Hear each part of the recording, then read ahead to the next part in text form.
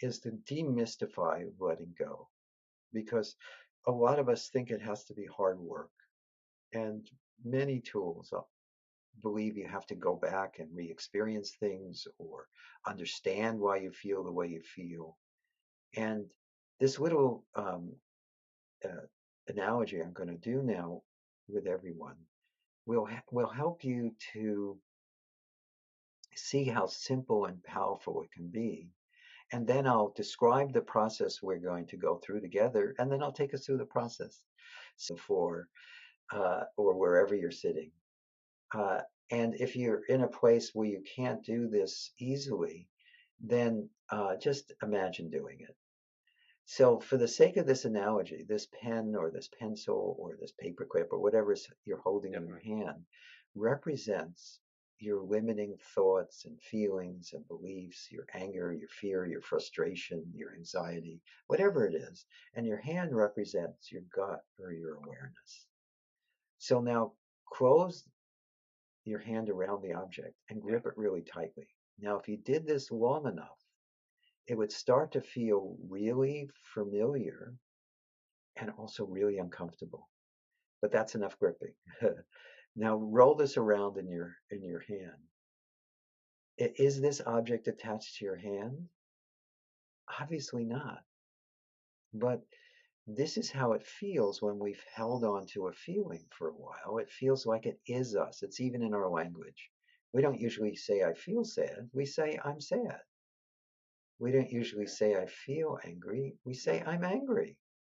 I am the anger. I am the sadness. And that's actually how it feels to us. So now close your hand lightly around the object and could you just let it go? Just drop it. That's what we mean by letting go. It really can be that simple. Yeah. And it's hard to imagine at first that it can be. But so let's go through it experientially. I'm going to ask a series of questions that pull you into a natural ability that you already have. Young children come in knowing how to do this. Unfortunately, we train them out of it as adults, not intentionally, but it's what happens. And so once you learn how to do this again as an adult, the more you use it, the more you're in control of the process of letting go, and the more you want to let go because it feels so good and it transforms things. So the first process we're going to do together is a basic process that we usually start with. And so the questions that I'll ask you is as follows. The first is just to focus on something in your life that you're wanting to change or improve. And that usually engenders some sort of feeling. And the next question will be, could you just welcome or allow it? Sometimes just in welcoming or allowing, whatever it is, it starts to dissolve. That's another way that we help people let go, besides just choosing to drop it, just allowing it or welcoming it. And then I'll ask the letting go questions. And the letting go questions, the first one is, could you let it go?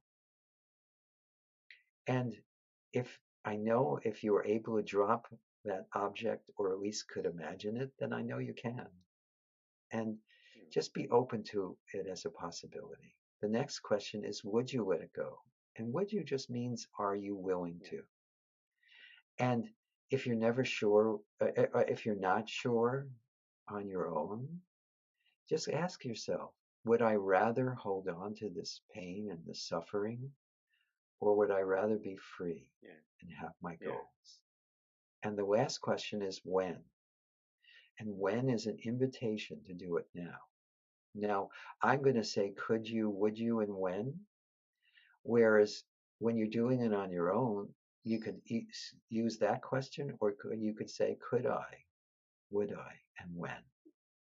And so now I'll take us through it.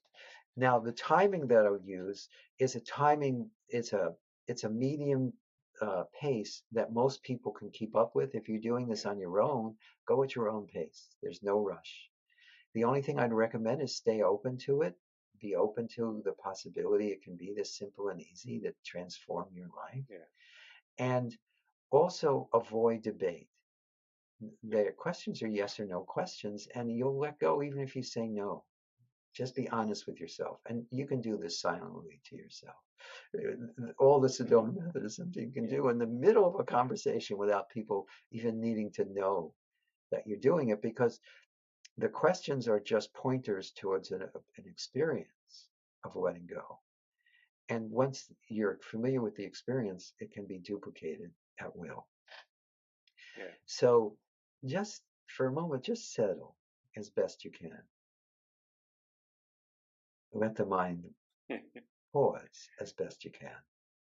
Yeah. And just notice what is. What is apparently happening? Yeah.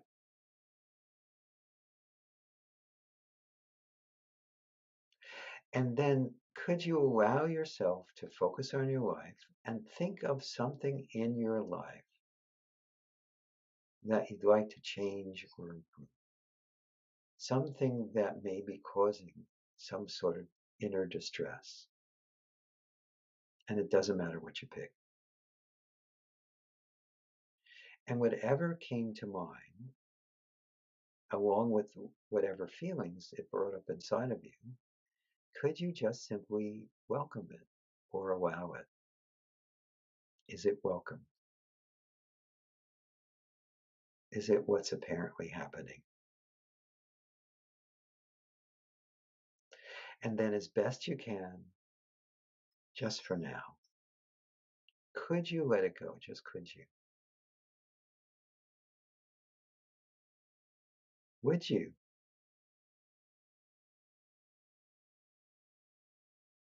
When? Now, you might have felt a little letting go on could you, a little on would you, and more on when, or you may have saved it up, or you may not be sure yet. Just stay open to it, because we'll go through it a couple more times so you can get more of a feeling sense of what's being pointed to. So again, focus on that same thing or anything else that you're wanting to change or improve. And could you just welcome however you feel inside? Could you just allow it? Is it welcome? Is it what's apparently happening? And then, as best you can, just for now, could you let it go? Just could you? Would you? When? Now, that time you probably felt it a little more. Some of the debate may be dropping away. And by the way, I'm not saying you're letting go of the situation, you're letting go of your feelings about it, which opens the door to transformation. So let's run through that one more time. Allow yourself again to focus on that same thing or anything else that you want to change or improve. And could you just simply welcome whatever that stirs up inside? Could you just let it be here? Is it welcome? Is it what's apparently happening?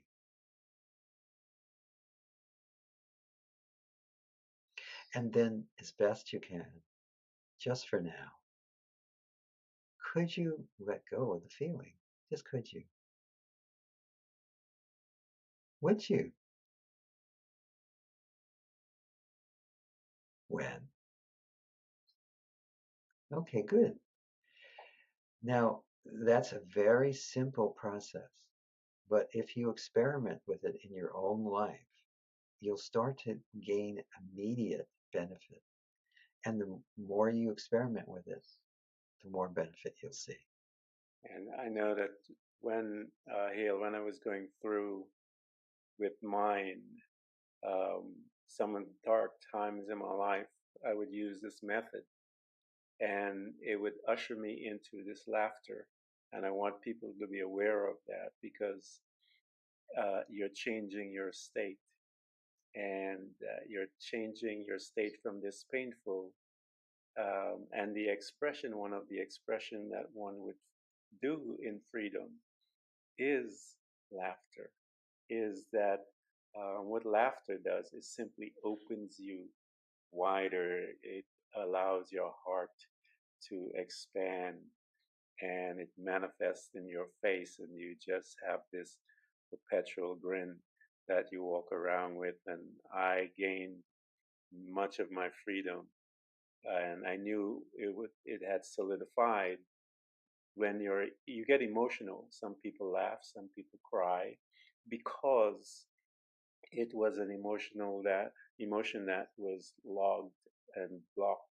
And when you identify it, you feel it, you identify it. And when as Hale began to Yes. ask those questions, and you ask those questions to yourself, many cry, some laugh, some weep, but the expression is you have been freed. And yeah, that's one way of maybe celebrating it. Maybe that's how we celebrate it, that we, um, however we choose to celebrate it, through that release. But that was a powerful, I know it works. And that is why I wanted you to do that, because I know many of those that are will be listening to this will obtain that freedom and experience it. Many of them maybe for the first time, and to see that it's not a long time. Right.